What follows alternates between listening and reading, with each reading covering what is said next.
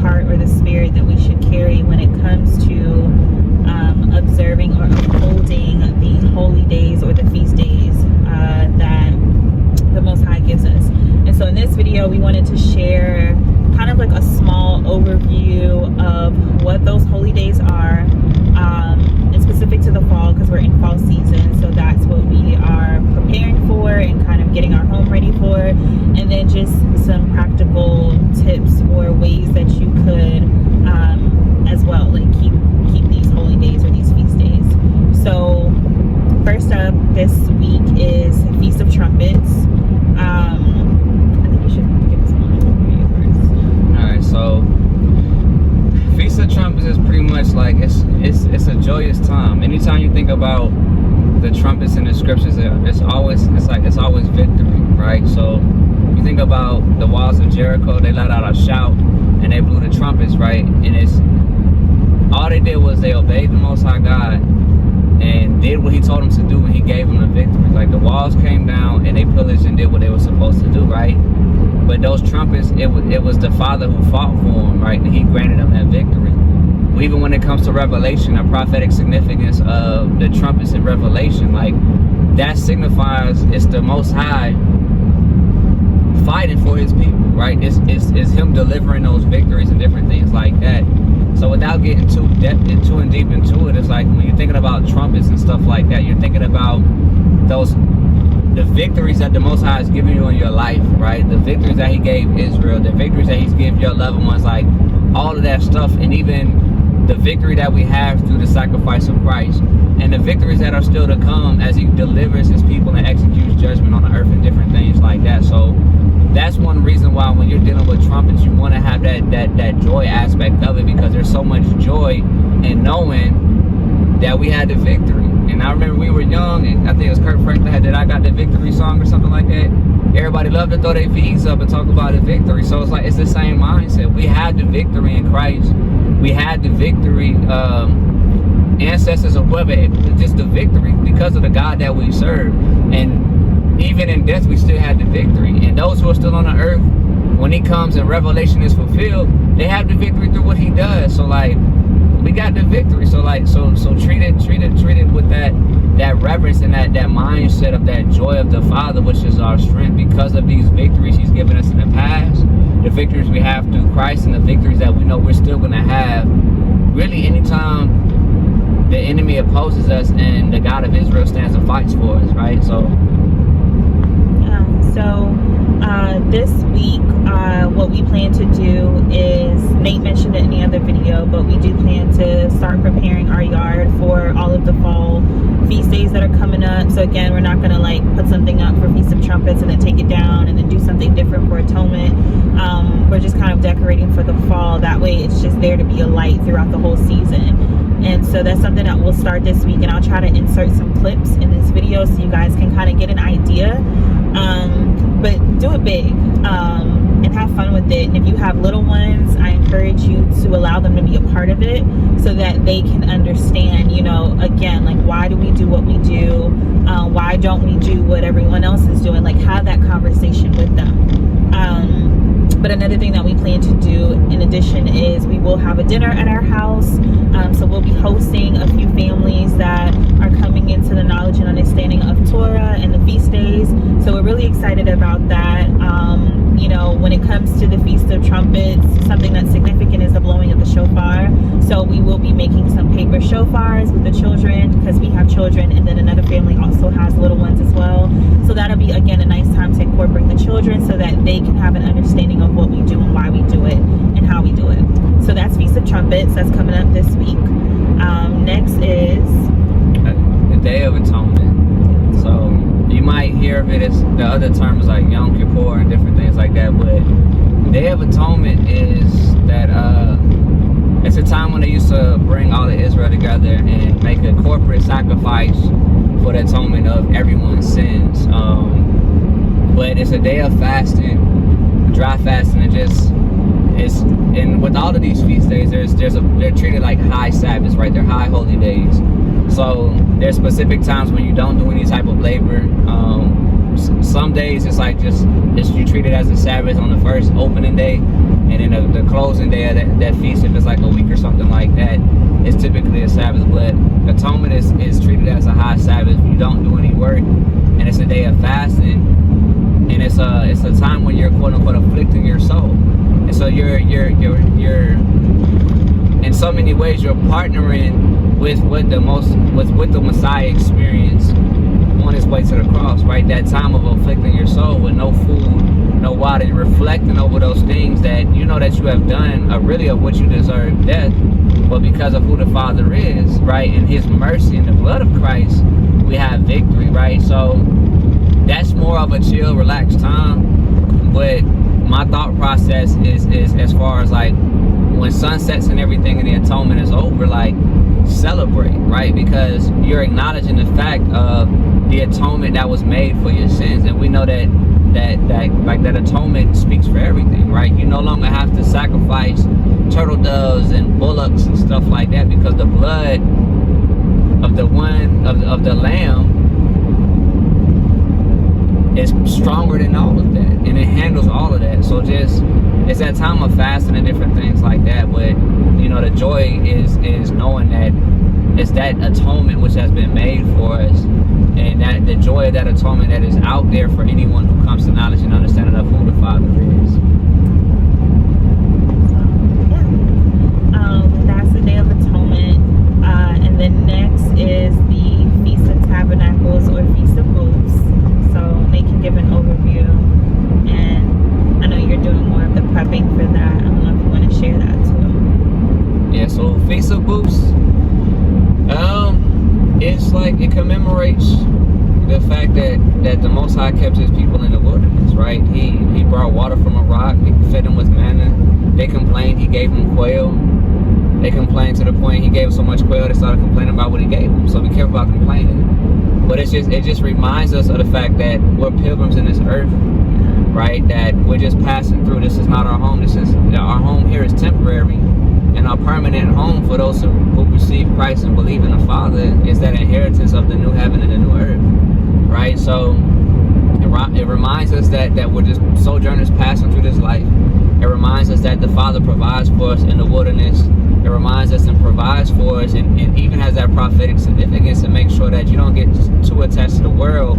But it's also a time where you can kind of like hone in on those nature skills that a lot of people have lost because we get so comforted in modern society. So typically, well, I'll let you go ahead and share the prep, and then I can kind of explain more specific.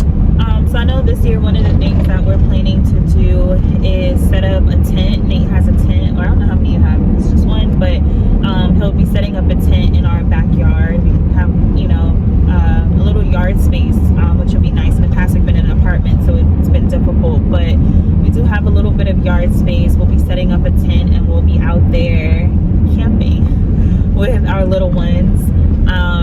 And I know we've also invited some families that also have little ones as well to join us. So hopefully we'll be able to maybe gather with like another family or two. But yeah. Yeah, that's pretty much it.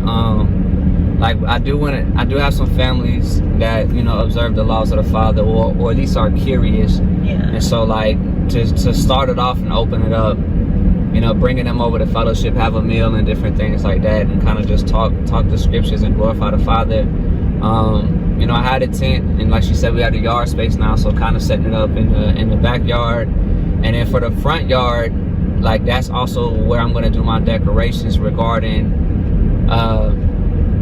like, because everyone else is doing the Halloween stuff right now, I'm get my words together. I am gonna put a sukkah up. So if you don't know what a sukkah is, it's basically it's similar to the concept of a tent, but there's a way that you design it. There's a way that you design it, and it basically it's like you would see around Xmas and different things like this. Like this, it's just it's something in your yard that shows something, right? It gives an example of what booths is, what it represents. There's different elements that you can put towards it and different things like that. Hold on one second, y'all. So what we're gonna do is, I had the tent because we have the yard space now, so I'm gonna set it up in the backyard, and you know, for 8 days or 7 days we're gonna be out there, and we're just gonna be in the tent. Like, you know, we still have the home and different things like that, but we're just gonna reflect on it. I do plan to have, I know, the Prince of Egypt movie, you know, let my son kind of just watch that a decent amount of time so he can start to make that association and different things like that, because at the end of the day, like, that's the root of it, right? Just how he dwelt with his people and covered them and protected them in the wilderness after he delivered them, right? So it's just that significance of the fact that not only does he keep us and provide for us, but after he sets you free, after he delivers you from sin, like the laws of sin and death and the bondage to your flesh and all those different things, he's still with us as we dwell in this wilderness of the earth until we arrive to the promised land, which is his coming kingdom, right? In the front yard, I plan to put a sukkah up this year. You can look more and do your own research on the sukkah. I know some people subscribe to it, other people don't. But as I continue to seek for ways to glorify the Father and bear witness in the earth, that's something that I resolved in my spirit that I'm going to start to engage in, because, like I mentioned in the previous video, the rest of the world is bold and flashy with how they serve what they believe. And so it's a good way for me to put it up and just honor the feast and just kind of bear witness. And I'm also going to get some banners made from a print shop that are like weatherproof, and it's just going to say Happy Feast. And then for the fall festival, instead of getting one that just says like dedication or like tabernacles, atonement, I'm just going to have them listed on the top banner, just have it up there and just have it and just list out for what it is.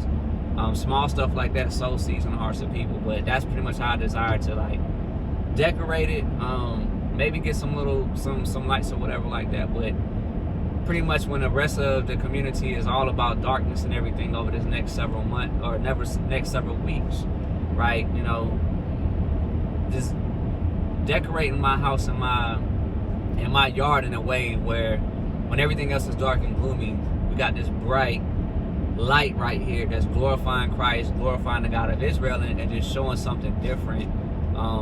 And definitely allowing my son to take part in that, because he's getting really curious about these spider webs and these jack-o'-lanterns and these skeletons and stuff like that. And I can tell it starts to like tug on his heart and give him an affinity for it, which I don't want him to develop. So it's gonna be a time for me to break it down to him and just kind of help him see some stuff and different things like that. So I get some cabbage.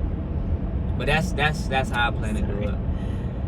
And then for our ministry, we also have individuals that are going to be joining up or congregating where they are. And then for dedication, we're actually planning on traveling and going to link up with people who are connected to our ministry. So if you desire to be a part of that, drop a comment or send us a message and let us know.